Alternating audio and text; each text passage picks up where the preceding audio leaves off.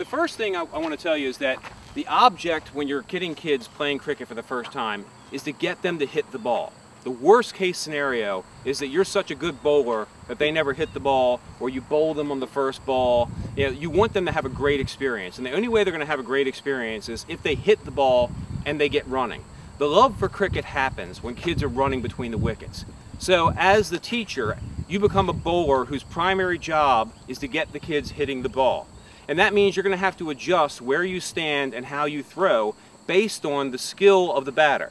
If you have a batter who is the best batter on their Little League team, you can back up a little bit and perhaps give the ball a little more arc. I'm going to be throwing it underhanded to make it easy. So you can give it a little more arc if they're a really good hitter. But if you notice that the child batting doesn't have such great hand-eye coordination or isn't experienced or skilled with a bat, then you want to get closer and do everything you can to make the ball easy to hit. Also, this is going to cause you to sometimes to be partially blind. And here's why I say that.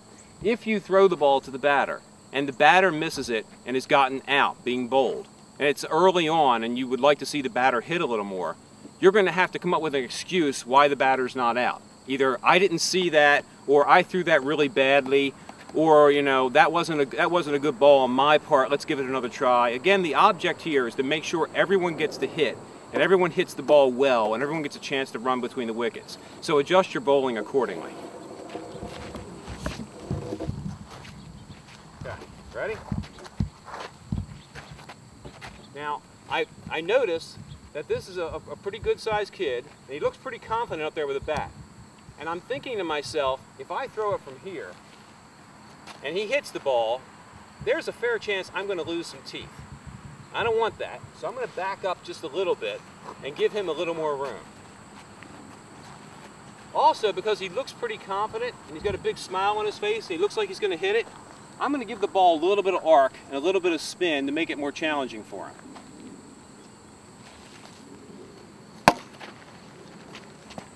Run, run, come on, run, run, run, run!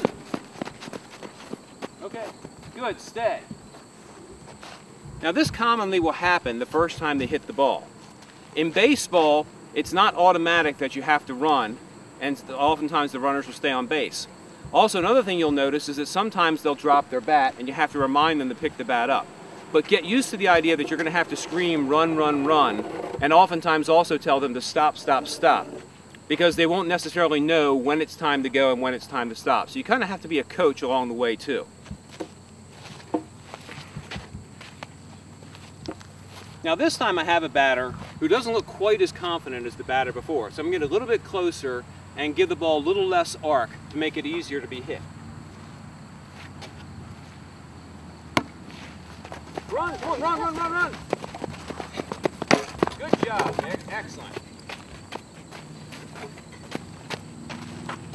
Now in this case, we've had a fielder who's made a good play and gotten the batter out. If the batter is someone you want to keep on the field, or in this case the runner, someone you want to keep on the field, you could help the batter out by saying, you know what, I think she was close enough, I think she's safe. Because there's no chalk line marking where the crease is, you have a little flexibility there. And again, always favor the batter or the runner, because the object is to promote run scoring, to promote hitting.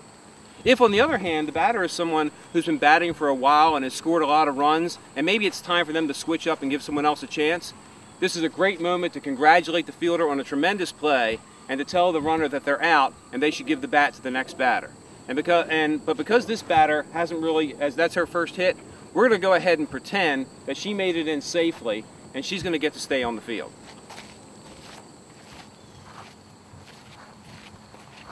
There's that smile again. Okay, here we go. Whoa. Somebody get it. Run, run, run. Okay. This is something else to be aware of. You are in the line of fire. You have to have quick reactions.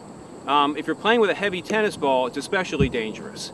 When you're playing with kids, you want to try and get a soft ball if at all possible. If you're playing in close quarters, like in a gym, you want to have the softest ball or a restricted flight ball to make sure that nobody gets hurt.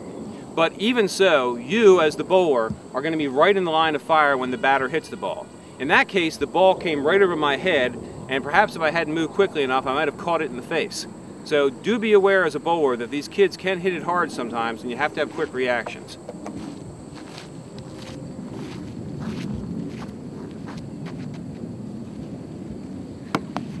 Run, run, run, run, run, run, run! Go, go, go, go! Go again! Go again, go again!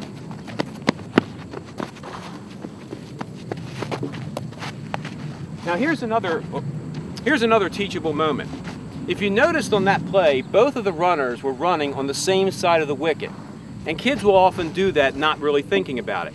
You want to try and encourage your runners to be on each side of the wicket. If the batter is right-handed, the batter is automatically going to occupy that side of the wicket. So in that case, remind your runner on the other side that they need to be away on the opposite side of the wicket so they don't collide with each other as they run.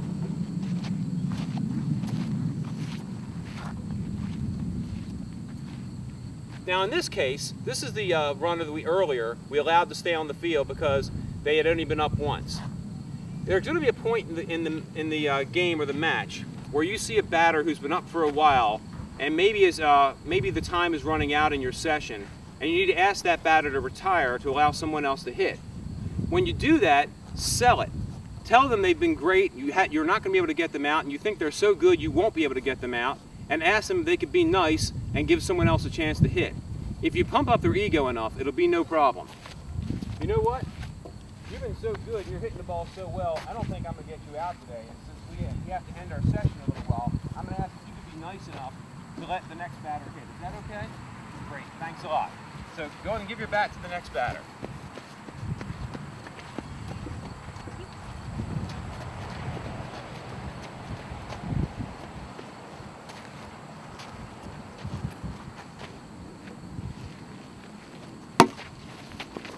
Oh.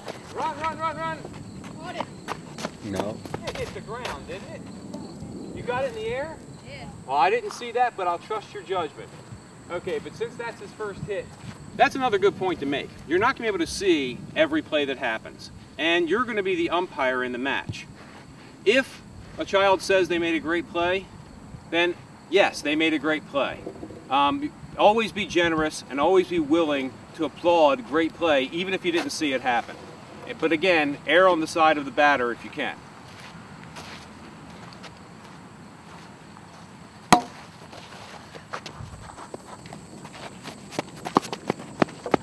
Oh! You got yourself out.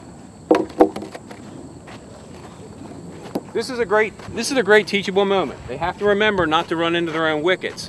He's been on the field quite a while, and he's gotten some runs scored, so we're going to use this as a teachable moment to remind the batters not to collide with their own wickets because they can get themselves out. So now, hand that off to another batter. Pick somebody over there. And Nick, if you would set that back up for me. Now one thing that you'll find with baseball players, that's a particular problem when swinging a cricket bat, is that they've been taught since they were young to roll their wrists as they come through the hitting zone. And this will often cause many of them to have problems swinging a cricket bat because they repeat this behavior as they swing. Let me give you an example of what I mean.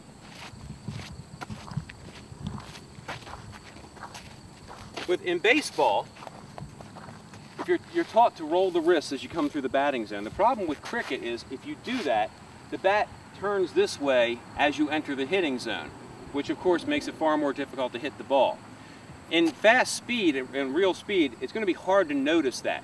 But if you see a child who looks like they're a pretty good player, they look, like they're a great baseball player, but for some reason they just can't seem to make solid contact, consider the possibility that they're rolling their wrists as they go to hit the ball. And what you tell them to do is, instead of swinging it like a baseball bat, try to think of it as more of a golf club or a tennis racket, and to keep the wrists more in a locked position as they come through. This will keep the flat part of the bat always in the hitting zone, and it'll make it easier for them. Also, don't be afraid to tell batters who are not as skilled that since we're playing underhanded soft toss, they can feel free to move their hand up here and even use the bat to bunt the ball in a particular direction. I played lots of matches with kids who were really good players who quickly discovered the value of using the bat as a bunting tool to move the ball into an open spot on the field and score runs for their team. Since we're playing underhand toss and the ball is very soft and won't hurt their fingers, there's really no danger in them doing this. It's not great cricket technique, but again, the object here is to promote fun and run scoring, and if it works for them and makes them happy and gets them hitting the ball and running and scoring runs, that's great for us.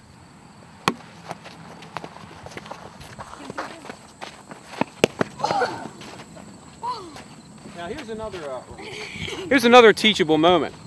Because they grew up with baseball, a lot of them assume that if a bowled ball hits the batter, that the batter is given some kind of an award, perhaps a run or something else. And you have to tell them that being hit with the ball in cricket doesn't get you anything but the admiration of your teammates. That being said, we have to also tell them that if a batter is hit with the ball and the ball rolls away, the runners are free to keep running until the fielding team tracks the ball down. And if the fielding team's not very good and keeps throwing the ball all over the field, this means more runs for the batting team. So while you don't necessarily get any award for being hit, if the ball does roll away, your team does get some benefit because the ball is still in play and you can keep scoring more runs. Okay. Tell you what, trade off the bat with her, and we'll get everybody a chance here.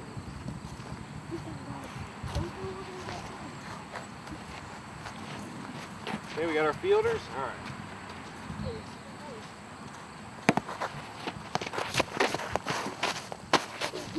It feels squishy.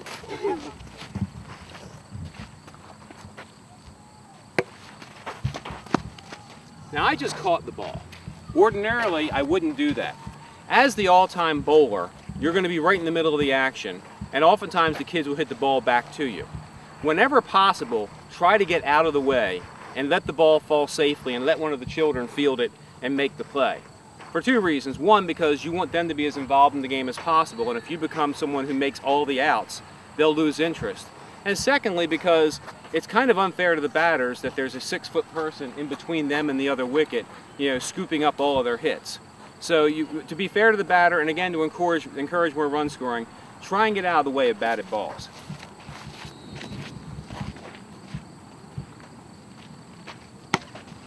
Oh. Good catch. Okay, I'll tell you what, go ahead and switch ends. Every now and then you have to intervene and do things which aren't necessarily by the rules. In this case, we have a batter who, because of the way the game has worked out, hasn't gotten a chance to hit, even though they've been on the field for some time. So what we do in this case is we just ask the batters to switch ends. Again, if you do it properly and you're nice about it, and you put it in the spirit of fair play and giving everyone a chance to hit, usually the children have no problem with this.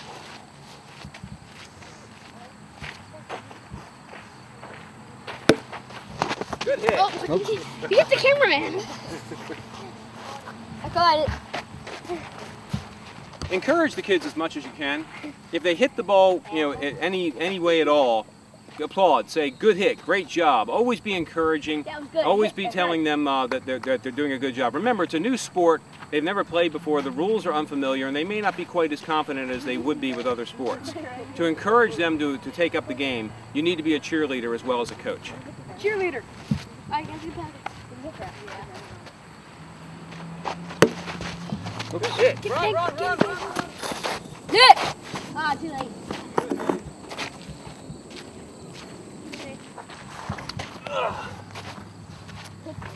Don't say you stay back there. Good catch. Nice catch. Good job, kid. Something else you want to talk to your kids about is working in partnerships on the field and communicating with each other as they bat together. Because it's not natural for baseball players, for example, to have two runners on the field plotting strategy or talking when the ball is hit. Try to get them in the habit of telling each other as they pass whether they're going to go again for a second run, whether they're going to stay. Get them thinking about the communication aspect of the game and the partnership aspect that the two batters have.